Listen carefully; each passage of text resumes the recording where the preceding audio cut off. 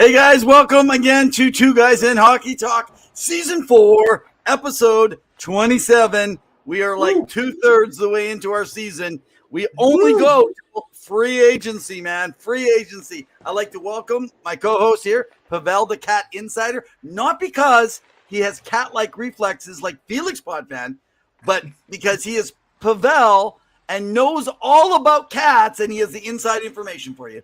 Welcome, buddy. I do, and I'm doing well. And I played a game last night in ball hockey, and we had some fun. And Elias was saying that I may be the cat, but I have sloth-like reflexes. And actually, one of the guys that I was playing against in the opposite team we play in the playoffs, it's it's a ride or die, so it's elimination game on Saturday. But the guy's jersey on the back of the name was Potfan. His last name was Potfan. So I was kind of chirping him, and I was like, "Oh, Felix Podfan over here. We're gonna see some action." And he had a few jokes, and I'm not gonna repeat what he said, but all in good taste, So everything you're saying came true, just in a different way. So man, so for all of you guys out there, we talk all things hockey, so right now we just started off because Pavel is in the ball hockey right now, and I want to go back to a story on ball hockey. So I am about 23 years old. I have played a little bit of ball hockey, but it's mostly all been in goal. They decided to put me on defense. Now, remember, when I'm playing, I mostly played football. Outside of a goalie, I was not usually a skater, but I was defensive because I was a safety and a corner and a halfback. And so we were playing in the Santa Rosa, that's what it was called at the time, facility in Edmonton and in Alberta, for those that aren't familiar with that, in Canada, in Western Canada. And I was so pumped, and I was like, play your position. So the guy's coming down, and he's got this breakaway coming at me, and I'm kind of treating it like a football play. I have my stick on, as we say, keep your stick on the ice and your head up. My head was up, and then as he was coming, I planted like I was a football player, and I leaned in, and he just crunched into me and fell like, basically, it was like me beating up a rented mule. He just went down.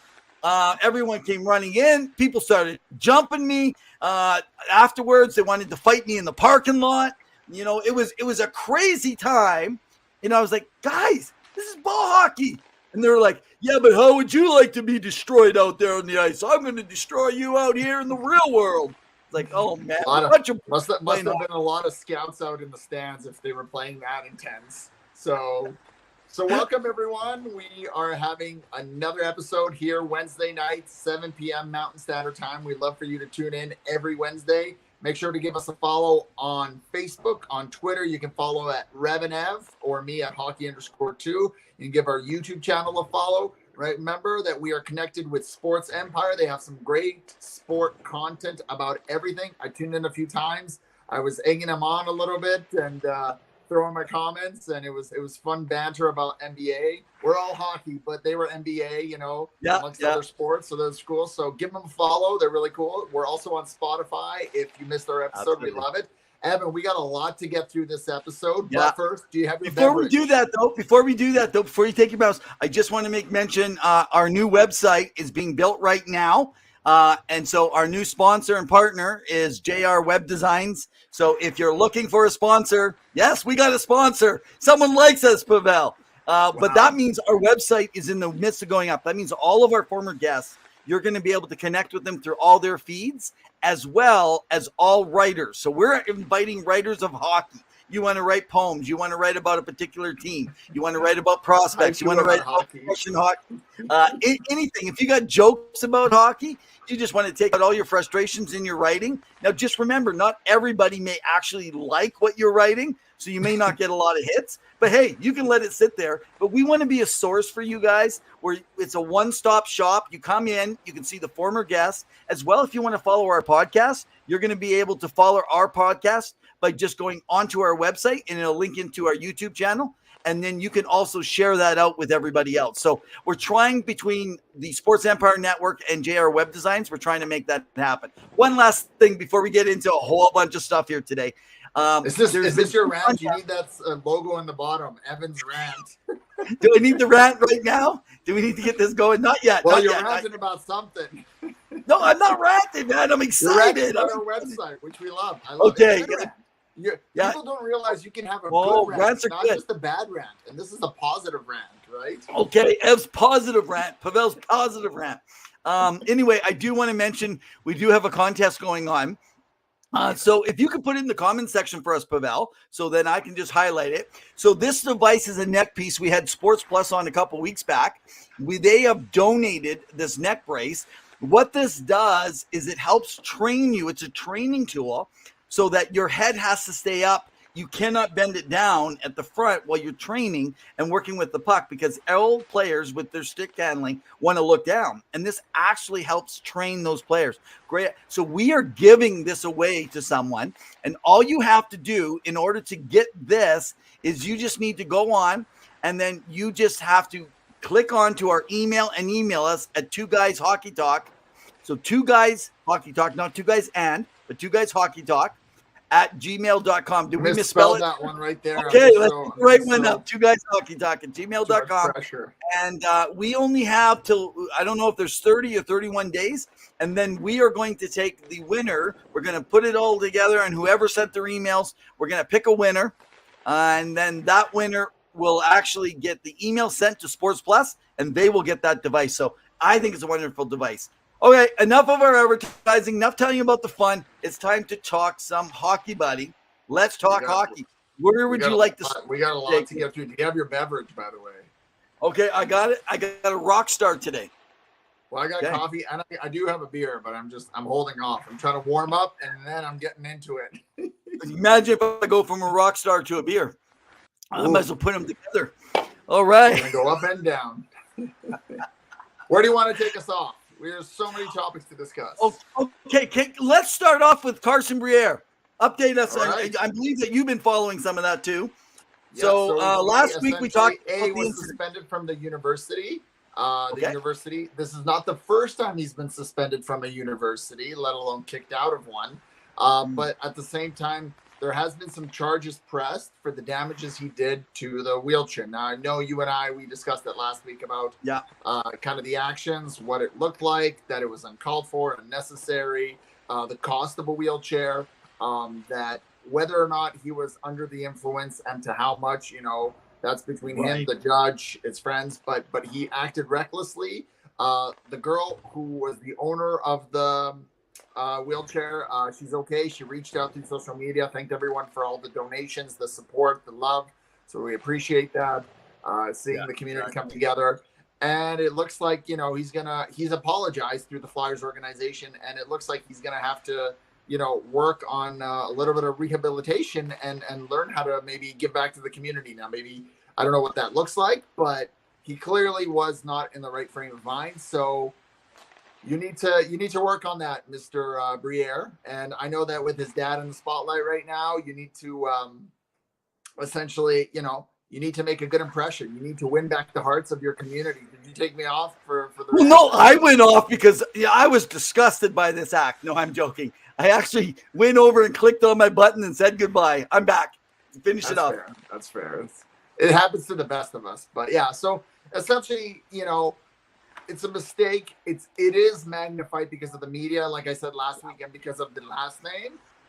Things do happen like this that aren't always reported about, but because of the last name, it's highlighted more. Exactly. The actions were uncalled for, unwarranted, not needed.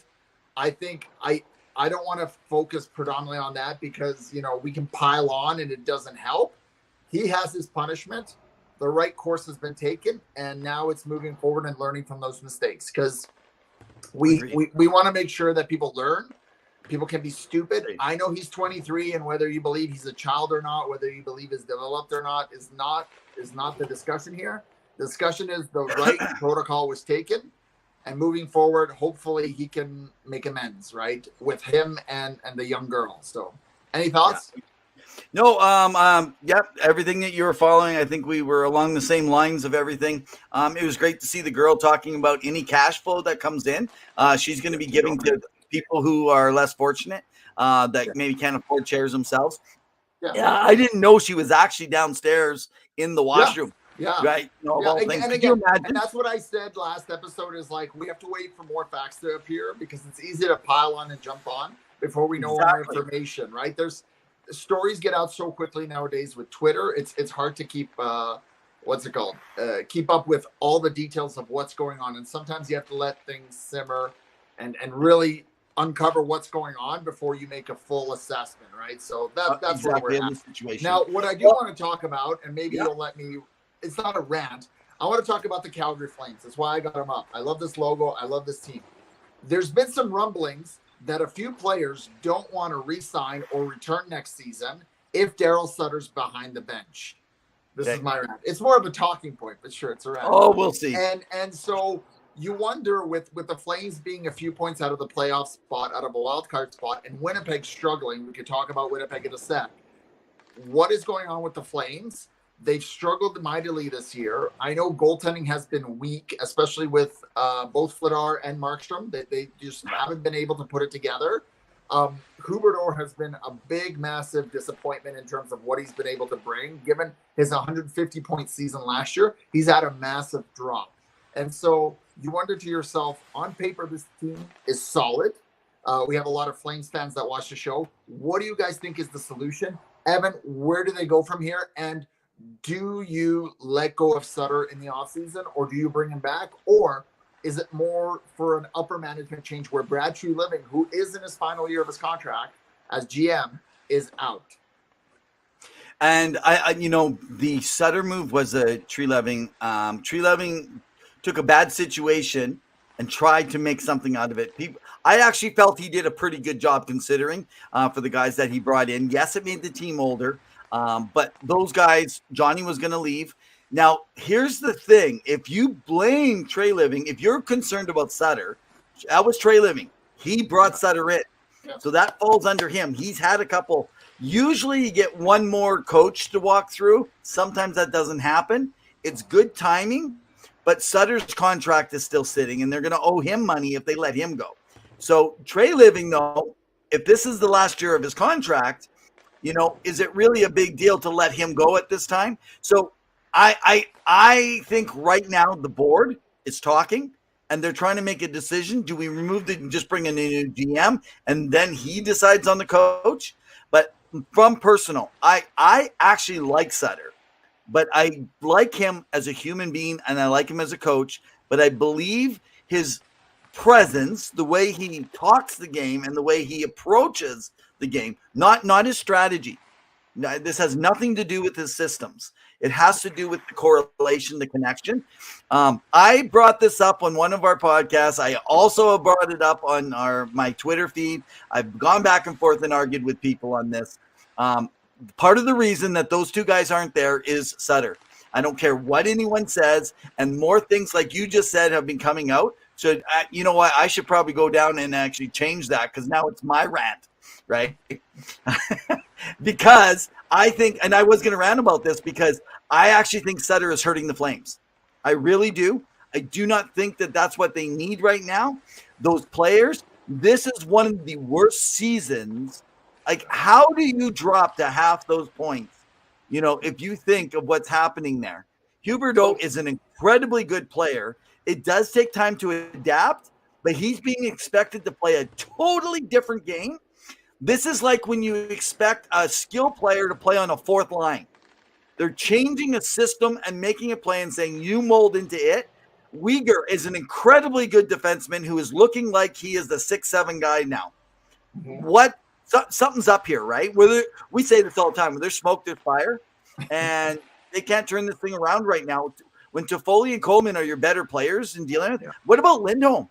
I mean, totally. They got to sign some of these guys and move them back. And they need to continue. So I'm going to say there's going to be a household cleaning at the end of the season.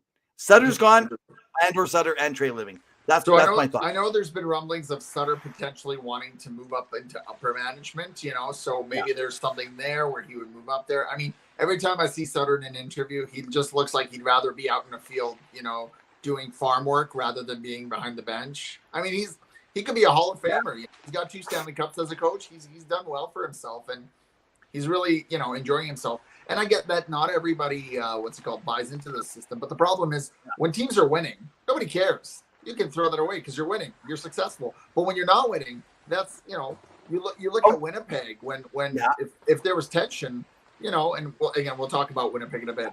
Like, it happens. Now, the one thing I will say, because I've seen this on a few feeds for people, it's like, well, Daryl Sutter prefers his, veterans, his Milan Lucic, he'd rather play than Jacob Pelche. Give me almost any coach in the league, and 99% of the time, they will go with the veteran. And the reason why is because the veteran knows how to make the right play, and they are less likely to make those rookie mistakes, hence why the name rookie. So as much as I love J.K. Pelche and he has a bright future in Calgary, they're going to go with somebody older. And I don't mean specifically, Milan Lucic. It could be Trevor Lewis, could be one of the other guys, but that's what Daryl Sutter wants. It's the same thing with John Tortorella, right? He wants hard-nosed guys who block shots, and he will go with the veterans. That's what he believes in. So there's definitely changes coming to Calgary, albeit I worry about too much change. You're looking at it in Toronto right now, even after the trade deadline, and sometimes too much of a change does not do you well, and sometimes it could just be an off season and you could be right back in the playoffs given how wild the West and the Pacific is. But anyways, that's just my discussion on Calgary. So let's talk a little bit about Winnipeg, because they started strong. They were being carried by Hellebuck, who could be a Vezina final. Evan, what's been going on? I thought Rick Bowness was like a bonus. Well, when they got Niederreiter, wasn't it Niederreiter and Namesakov? Niederreiter, yeah. And those guys are big boys, and they're good for playoff hockey. They're suited for that. And everyone was thinking this turnaround, including myself. I think most pundits would tell you that are out there on your mainstream and guys on the know. Most coaches would have told you they thought that would work. I felt they were overachieving before the trade, and when that came in, I thought that would help solidify a bit. But here's the thing. You cannot rely on your goalie. You cannot give up as many grade A chances on your goalie. I don't care if he's a Vezina all-star goalie or not. And unfortunately, there seems to be how confidence, when you got it, you got it. You're in the zone. And some teams are like, so Boston, essentially, they've been in the zone this year. It's like they don't care. They lose. It's like, we got the next one. It's like watching Michael Jordan back in the heyday, and for some of you guys in the newer years of LeBron in his top times and him and Kobe, or like, you know what I mean? When these guys are in the zone, they're in the zone. When Gretzky was in the zone, we see it with McDavid when he's in the zone, or Nathan McKinnon, he's in the zone. They're out of the zone, and it's hard to get back in. I think if you look at over in Buffalo, we'll just kind of leave that to the side. I don't want to talk about them really too much today. But Buffalo, it's just like they were in the zone. And then a few things happened. It changed up. They lost a bit of confidence. They're young. I honestly feel, and I know some people may disagree with me, and if you do, that's perfectly fine. You can let us know in the comments your thoughts. But leadership. I feel like there's no one to pull that team together. And when I say leadership, I mean a leadership team. There needs to be at least 3 solid players who lead by example.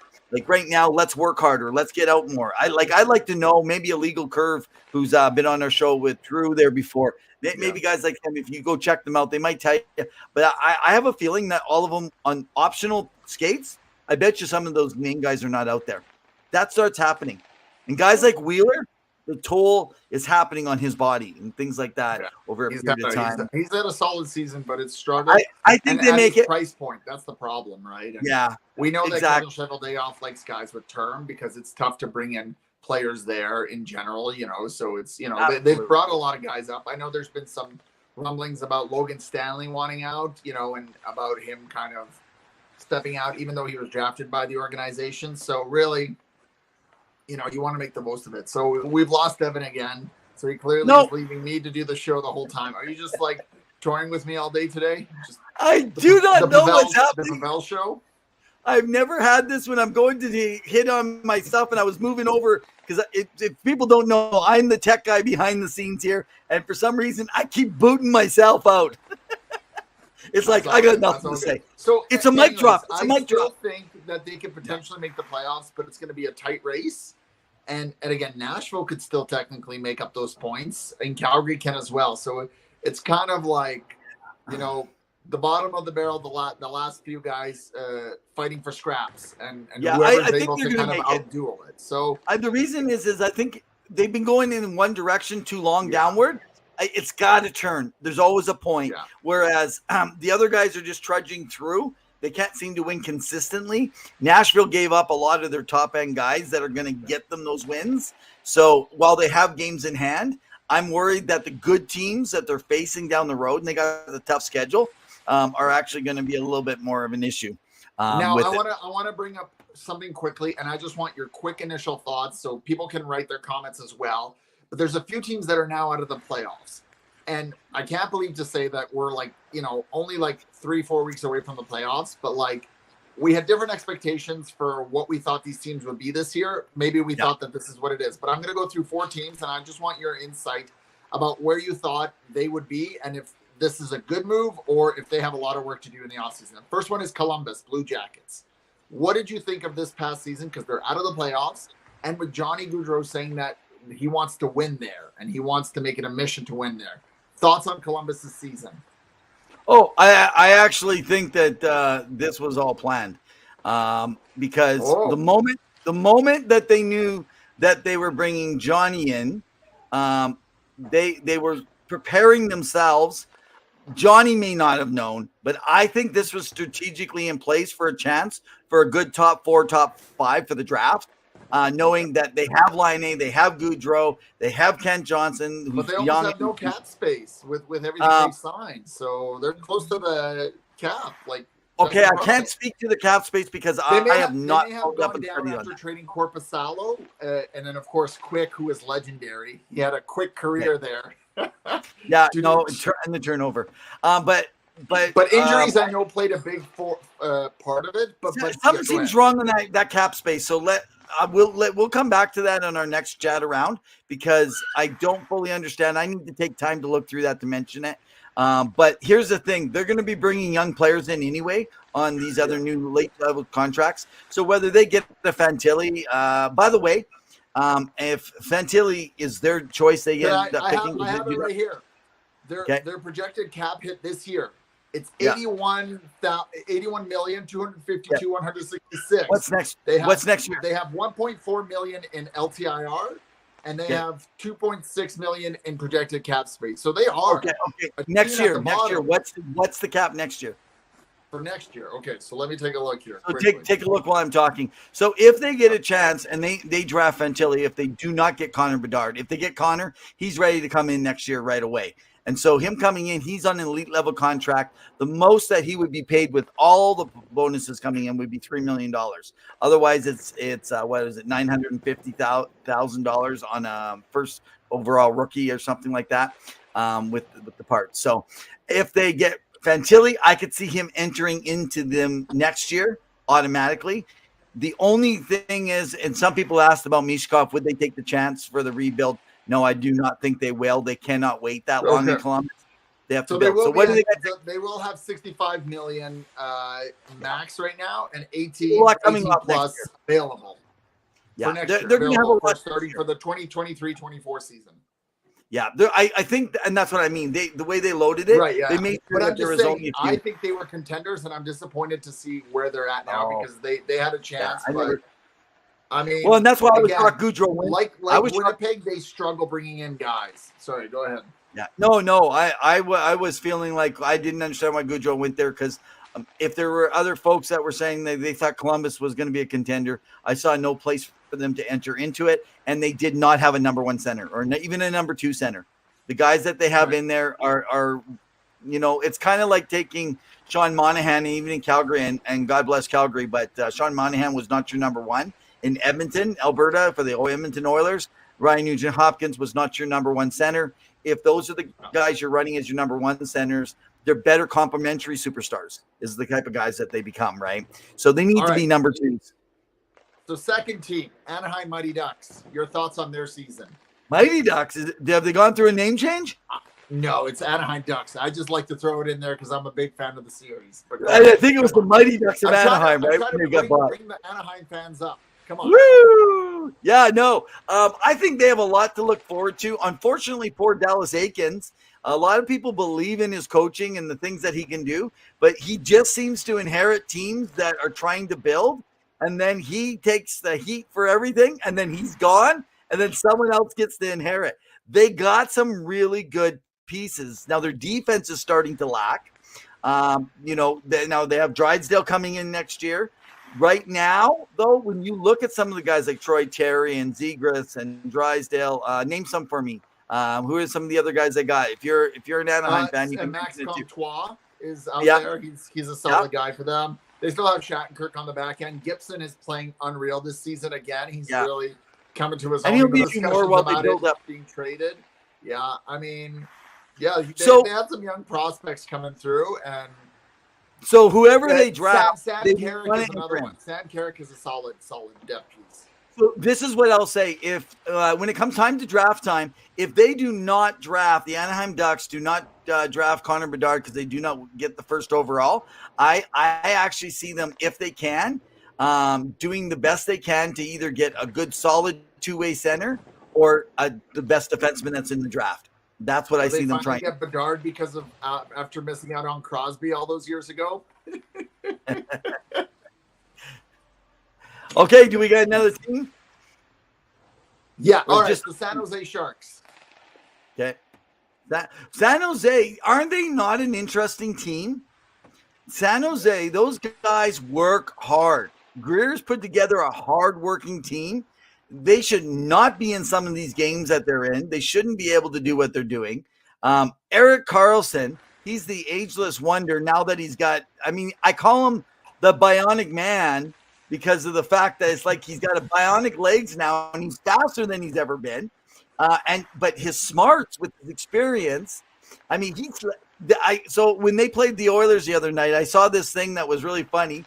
In part, he uses some of those younger players and everyone for screens.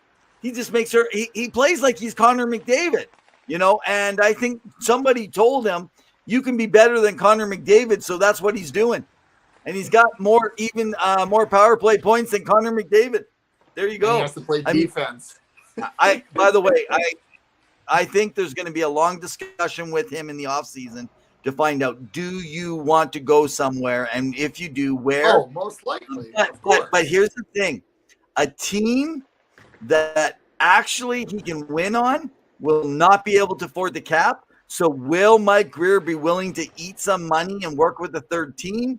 Because I could see a team giving up a lot, but in order to bring him in, they're going to have to get him in around 7 or 8 max, and they're going to have to give up at least a couple first rounds, maybe a first round prospect, and then a really solid, say, third or almost ready on the fringe, like a fourth line defenseman or something. But I see them wanting defensemen in back just because they want to really start to build. They love their defense in San Jose. So, but man, if they have a small prospect pool, so they want to build it up, and that's one of the things that they discussed while bringing in Mike Grier. So that's one of the things that we talked about. Someone said something to me. Do you think that Erik Karlsson will go if they draft Connor Bedard? So if they win the lottery, I don't think Karlsson wants to go anywhere. I think he doesn't mind sitting back and let's see what we can do. You need, and we talked about this in previous episodes, you guys can watch. You need veterans on your team, and you talked about it at the beginning of the show, for leadership, to take that next step, to be able to get through that next shift, whatever it is. Like, guys, we got this. We protect the young guys. You need to shelter and surround them. If you bring in Connor Bedard to a team and there's all rookies, like if he goes to Arizona, like who's there to help out, right? Like you want there to be someone to lead and show by example. Well, man, they got a really good player over there right now. They got a couple of really good players in Arizona right now. Yes. No, I agree, but I'm saying bring in a long-term veteran who's played for a while. I agree. I think what Arizona has done is people have, shit on them, pooped on them, as one would say. But really, they played unreal. And Clayton Keller is having an amazing season. He could potentially be in the top 6 for Hart, given what he's putting up for points. And exactly. And again, there's a lot of players that are having good seasons and they're getting the most of it. So I can see the plan there moving forward. But anyways, just that aside, you want to protect somebody. So I think Karlsson would stick around and he can mentor. He could be a direct mentor. When I like to say the Sharks also need to hit a cap floor, right? That's really important. and he has enough cap that can help with that during the process. So, okay, let's go over to the Coyotes. Mention about in that case, right? Because they're one of those. But they're bottom not. feeders. They're still in the playoff hunt, technically. Yeah, no, they're pushing, but let's remember they got 27 million on LTIR. 27 million on LTIR. So 1/3 of their cap is LTIR. They're going to need to get some players that have some money. And I could see them getting some more first-round draft picks for taking on a few veterans for expiring contracts within a year or two. And then they can ride that while they're waiting on the new arena deal, should it go through on May 16th. I heard May 8th, but now today, Craig Morgan down from Arizona is saying the 16th. There is contingency plans for something if this does not go through. But the question is, will I everybody can't see it not, but I mean, so, anything. no, I think this is a do or die. This is a do or die. If not, hello, Houston. And I think that's the end of the story. It really is. I don't think there's any other team. I think that is the place, number one, for TV market. Number two, because it's got to stay in the West and they don't want to move teams around anymore. If you guys want Quebec to get a team, it's going to be what about Kansas City? And no, I don't see Kansas City getting it. I think it's all about money and it's all about the owner. And I think it's about TV markets. It really is. And unfortunately, they would miss out on it. But I like to say, though, final team. Go ahead. Let me finish on the Coyotes. So on the Coyotes on that front, let's do her. Let's do her, man. Their goaltending, Connor Ingram is playing like a stud, especially at home. They have had some great records. Now, the interesting thing that I have found, looking at what they're building, they have Dylan Guenther, who has played with Connor Bedard. They would have to win the lottery, which is a very small chance. They're playing themselves out of it. They're playing so well right now. But this is what I think their list is. Number one, Connor Bedard, like everybody else. Number two, okay, this is where it goes. They want Mishkov, but not if they are drafting number two. They will take Fantilli. However, it's three. They won't even be in the 3 role. It'll be 1, 2, or they're going to be further back. And then they'll take Mishkov because Mishkov is dropped back and no one else is probably going to take him because they can wait for that period of time. So if you think about it, the worst, probably, I think 1 of 4. They're going to get Connor Bedard, Adam Fantilli, Mishkov, Matej Mishkov, or they will get Leo Carlson. That's not a bad person to add. Those are some solid picks. And maybe it's Houston who's going to get it. So watch this. The lottery, we're not going to know. We're going to know what's happening in that arena situation before we know what's happening in the lottery. So this could change everything. Because if they go to Houston, what's that? Isn't May 8th also the date of the lottery? Well, they said May 8th. No. What's the lottery date? Does anyone know? I thought it was happening May 8th. Oh, okay. Well, maybe you're right. May 8th is the time. Hey, Kyle, how you doing, man? Welcome over here to Two Guys Hockey Talk. May 10th. Guys, make sure over in the Sports Empire Network, you can catch Kyle. He's got some great stuff going on over there. He is a massive Bruins fan. We have not connected yet. We're gonna, as we get to the playoffs, we're going to talk with Kyle. Yeah, Pavel's talking about everything else, and I'm talking to you guys. I'm trying to figure out the facts. Yeah, I know. I'm trying to talk to all these great folks. I'm trying to talk to the folks in here. So Steve and Tom, I see that you're in there. Hey, guys, welcome. Thanks for joining us over here. You got some questions or some thoughts? We gladly have conversation around it. Okay, so what time? When is it? May 8th is the draft lottery. Okay, so they know the draft lottery, so they know what they're going to be picking as far as Arizona goes. And then May 16th is the city voting on Tempe if they're going to build that arena or not. So this actually that's going to Arizona. Big week. So if they win the lottery, you almost wonder if the council's going to vote to build the arena because they're going to potentially have the superstar to come in. If they don't, are they still double jackpot or double jeopardy? Oh man. I don't know. I'm a 50-50. I don't know about you guys out there, but I'm a 50-50 if they're going to vote positive or not, because there's been some rumblings recently. But here's the thing. It'll be interesting. I'm going to give it a 60-40, actually, because they're not wanting to take taxpayer dollars. They want to use levy fees and taxes around the arena and the events and stuff on the private ownership. So it makes me think unless there's someone that's worried about filling land, and this is just dry land, old dump land, could this not be a good possibility? So who would actually say no to it? I actually think it probably will happen the more I actually think about it. I'm convincing myself while I'm on the show, by the way. All right. Final team, because we've gotten way off. And it was supposed to be a quiz. I have it. So, dude, yeah, we're going to go there. But I got to tell you, I have a list behind my screen, behind my other screen. I have a whole bunch of stuff I want to talk about. And I haven't got to talk about I want to talk about Chicago. But quick thoughts on Chicago. Go ahead. Okay, well, you know what? I've been yapping. You tell me, man. You tell me.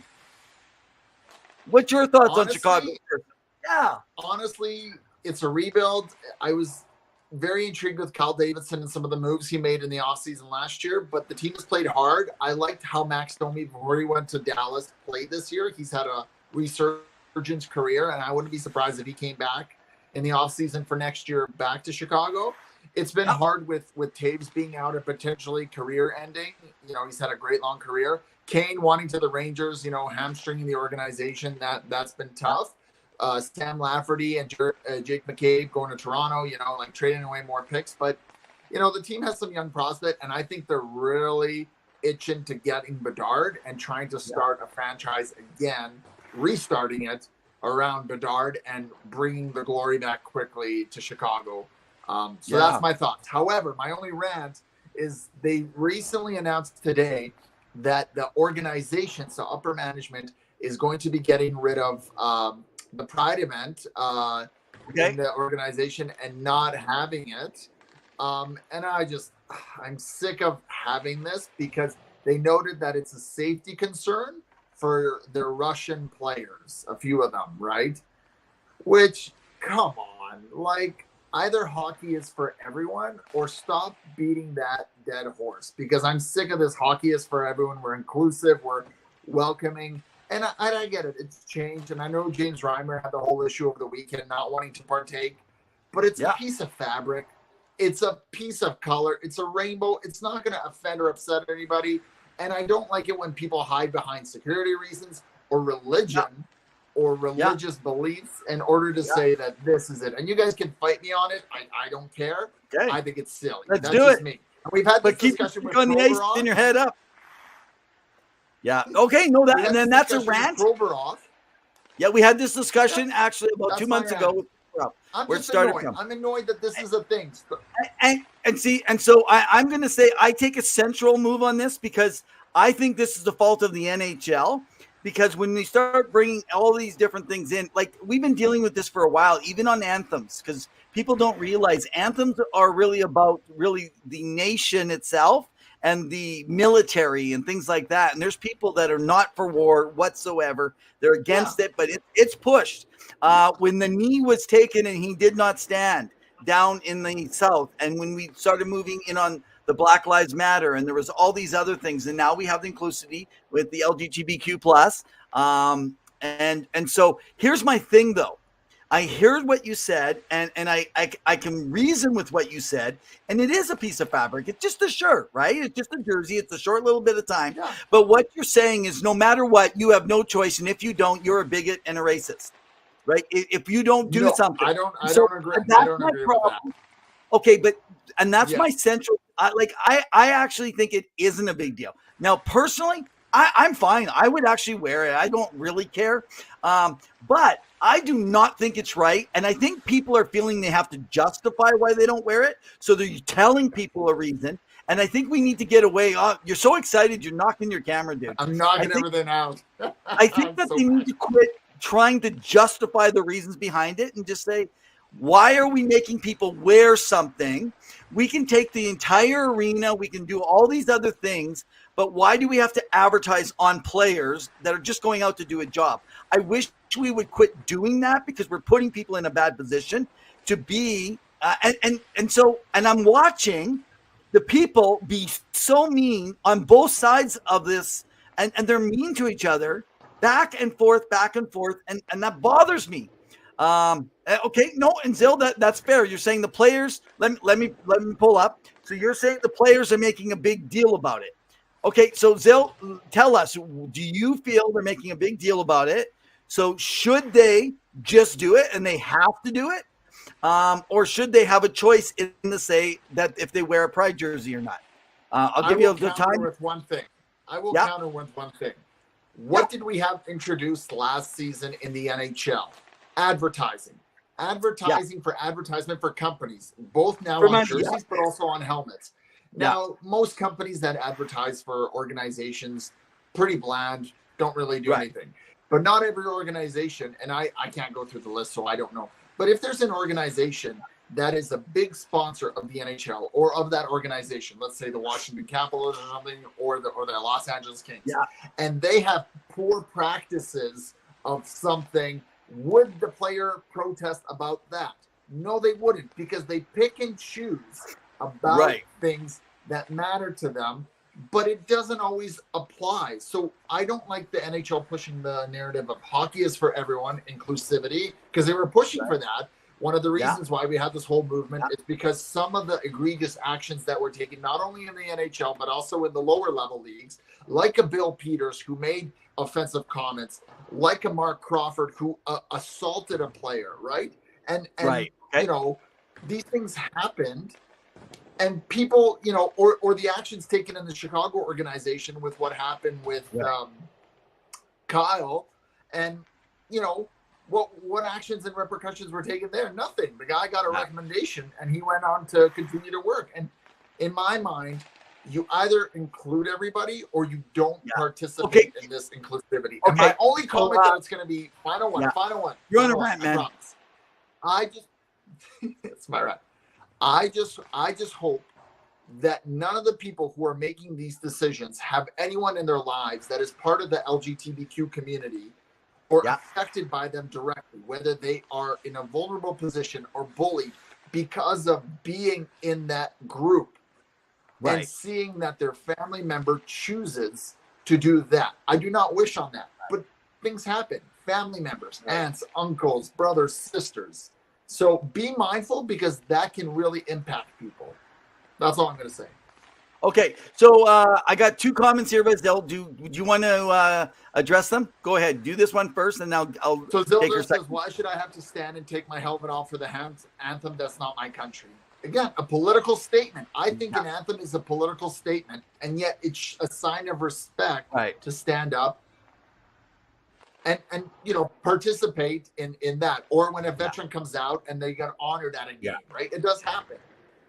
It is interesting because I've been at games and people that don't put their hand over or don't take their hat off, people look at them and get mad, right? And really, should that be the way it is? I got to tell you this, Zil. So just this last week on 3 different games that I saw parts of, some I saw full and some I saw parts. I was actually watching and thinking, what about the Ukrainian? What about the Russian? What about the guy that is not American and not Canadian? And they're sitting on these teams, but we're representing the team where they're from, not the players. And so I think at one point there were mostly Canadians and Americans. And at this point, we need to set aside. Okay, Zill's got a couple comments. Let's go to the next one. You wrote, teams, no players aren't yet. They still go. Players always make statements on it. Ev is right. The NHL should not have initiated if they weren't backing it. You know what I wonder, Zill? I wonder if the whole thing, they initiated this, but did the players union get together and say, this is what is happening in our workplace. So if you're going to be a player, you must support this. And then they can decide if they want a career or not. Now, I know they can say, well, I don't agree and I'm not. Well, then go play in the KHL, right? Go play in the SHL. There are other leagues you can play in. Some jobs you go to, you don't like the politics of it, but you want that position, so you'll play politics. So I like that point. They shouldn't have initiated it if they're not backing it, and I think they didn't do their homework. I could be wrong if there's someone else to bring on. And then what was else you said there, Zell? You ruled in favor of coaches saying prayer on field and players have to. What? Did you know this? Yeah. No. Yeah, more so in football, but it's happened. There's cases like that, and it's more so. I think it was high school football. I could be wrong, but Zill can correct me. No. I'm pretty sure it was high school football. And he went to court about it. Okay, wow. That is really sad. And again, see, that's putting a person in a position that they may not want to be in. I'm not going to use the words comfortable, not comfortable, because the truth is we all have our bias and our bigotry or whatever it is, or racism. We do deal with all that stuff, and whether we like it or not, we do. I think we all got to admit and quit standing on our own high horse with it. But that is wrong, and I do not believe that should happen. I think we've been on a rant now about 7 things. No, I agree. I want to specify only for one thing, because you mentioned it earlier. I don't think that we should be attacking people like a James Reimer, like a Provorov, being that they are racist, that they are like bullies, that they're terrible, like bigots, etc. Because that goes too far. Like that's a little extreme. You don't have to agree with their position, and you can call them that, but it's not right, because maybe they do have some internal issue where they, for whatever reason, do not believe in whatever that is or whatever that represents. The difference is that you are working for a very publicly publicly visible company, and you are representing a logo. You know, they talk about like, it's not about the name on the back, but on the logo or the crest on the front. You are representing that.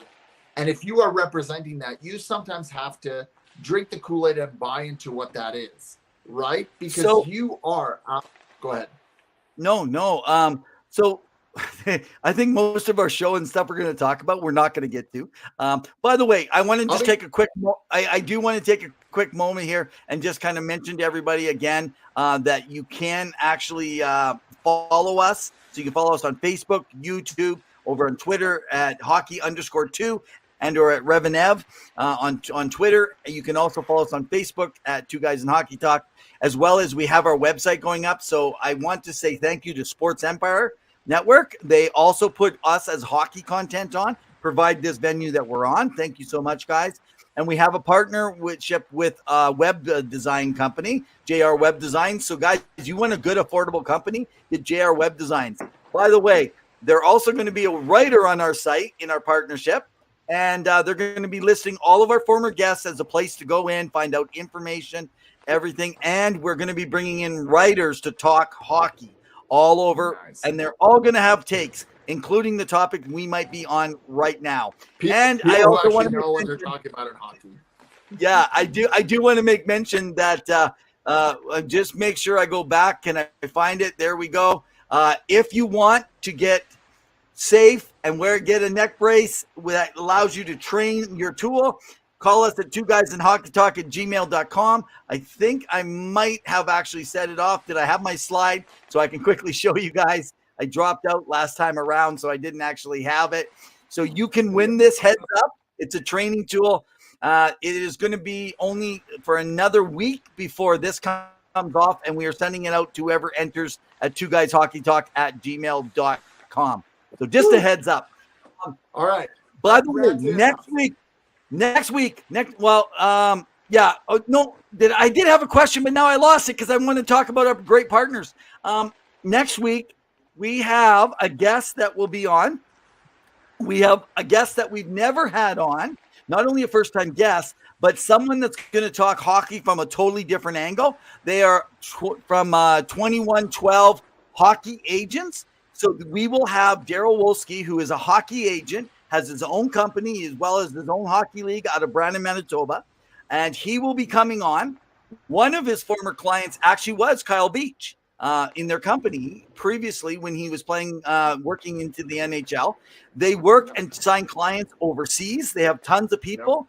So for some of you guys will remember names like Colton Tubert and guys like him. There's a bunch of different players. You go on their site, you can see who. They also teach you about culture, what it's going to be like when you go over there. They talk about salaries in all the different leagues. They're going to be a great follow. He's going to be a great conversationalist. He has great relationships with guys like Jerry Johansson, hockey agent out of Edmonton area. And the guy just loves talking hockey. When I chatted with him on the phone, I was just like, crap, man, I got to get off. I've been on here a half an hour sitting in my truck after work. So it's going to be exciting to have Daryl on next week. So we're going to pre-record though. So unfortunately we can't get him live. He's running his hockey league and giving out a championship next Wednesday. So we're going to pre-record him on Tuesday and then play that recording on our Wednesday show for you to give you a little bit of a backdrop. So, Bud, we only got about 6 to 8 minutes. Is there another topic you go into the topics you wanted to talk about? Because I've ranted enough. Okay, I want to quickly go back to something. This is probably going to be the last topic, probably, because of the Quebec banning fighting. I want to go back and I want to talk about it. The reason is this week I did a little bit more digging. I listened in on a few more things, and I wanted to find out a little bit more about banning hockey.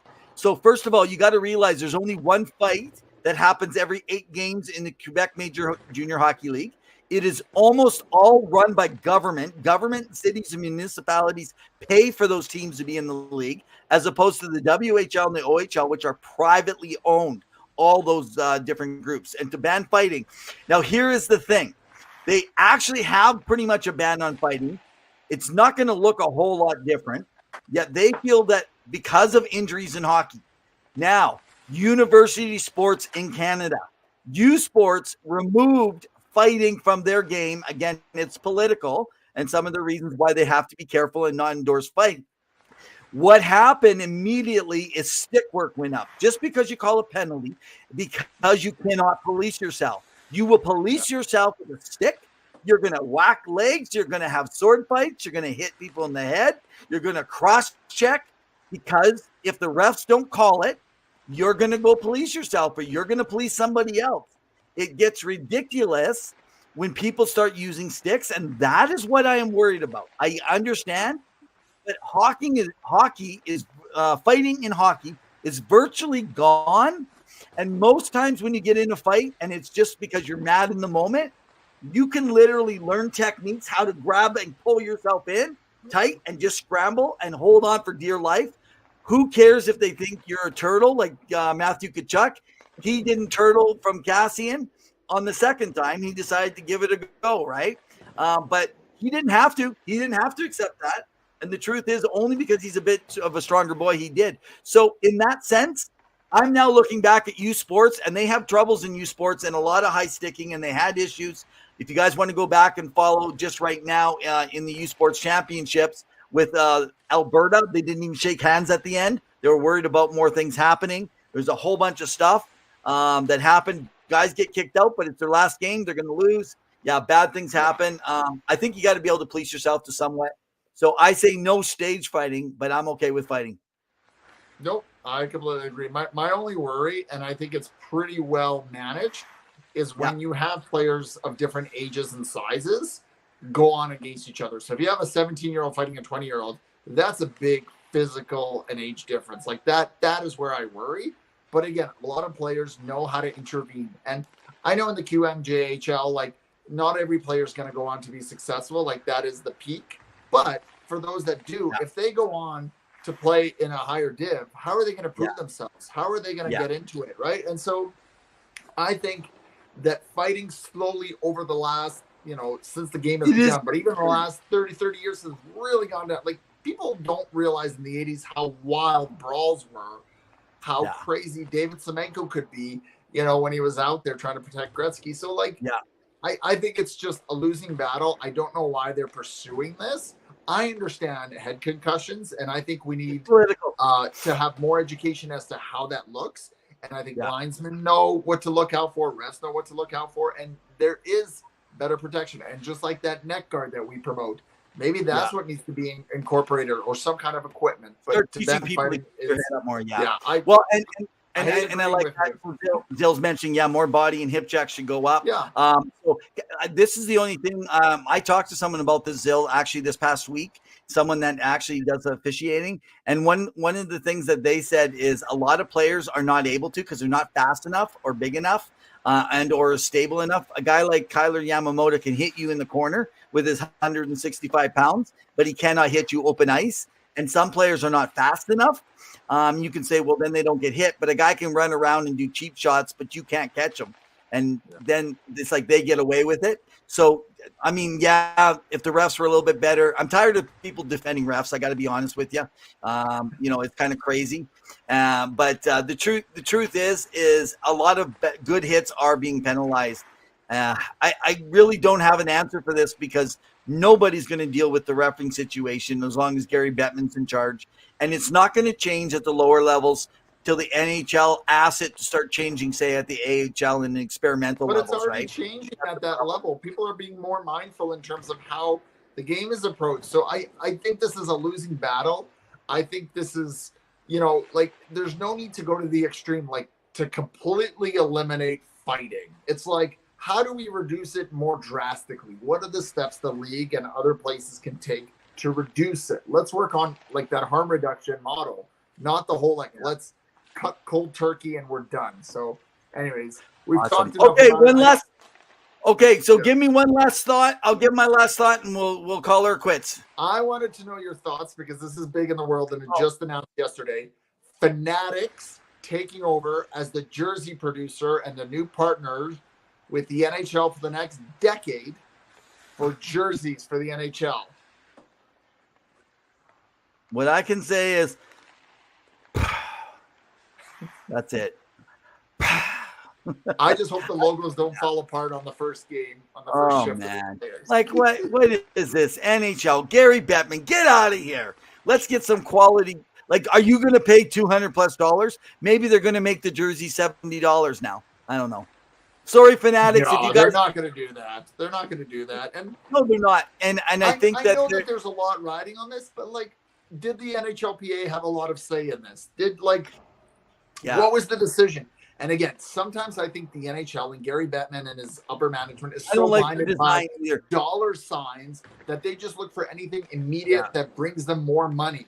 And it's not always about instant money, You know that saying is like, would you like $50 now, or would you like, $200 by the end of the week? And the NHL is just like, give me $50 now. I want it now. And it's like, relax, let it build up. You want to build a fan base.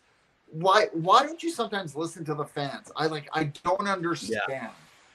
Yeah. Right. And I know Adidas, was up and down, but I like them. I like their retro that they did. People may have, picked which ones were their favorite, not favorite. I do buy jerseys. You buy jerseys. So we do have some investment in this. But why do I want to pay $325 for a jersey that may not be the best quality? And, I get it's going to be the same thing. But anyways. All right. Well, thanks for this. It is in Quebec, the factory, so it's going to boost the Canadian economy. So, bravo. Well, I'll tell Quebec, you one thing. You're not getting a team, but you're getting a boost in jerseys. Yeah, and I'll tell you one thing. Those jerseys, they need to make sure there's no fighting, because those jerseys will get ripped apart when they get ripped off in a fight. Anyway, so sorry. Like IKEA furniture where it comes some assembly required. So Zill, I know you're mentioning there about a little bit more about refereeing. It's a quality problem, lower entry levels. Let me just say this before I give a closing mark on Connor Bedard, that we got to go out with this guy. This guy is a generational talent. But before I do that, so on the lower ranks. So I have been trying hard, Zill. If you can find me someone to come on that's an official that is reffed at professional levels and can talk more about this. I know two former people that I've been trying to get on, one AHL and one NHL, and I've got a link into a KHL guy that's done some reffing. They're not coming on. They haven't given me anything yet. I've been working on it for about 3 months, and I'm trying to be subtle with it. So hopefully we can get them on and talk a little bit more. What I have been told is look out, because the response, and everyone is liking the women refs in the juniors and in a little bit in the AHL. So that's a really good news to see that some of the refs, that the women are doing a great job out there. So, hey, hats off to them. Hopefully, maybe that's the difference.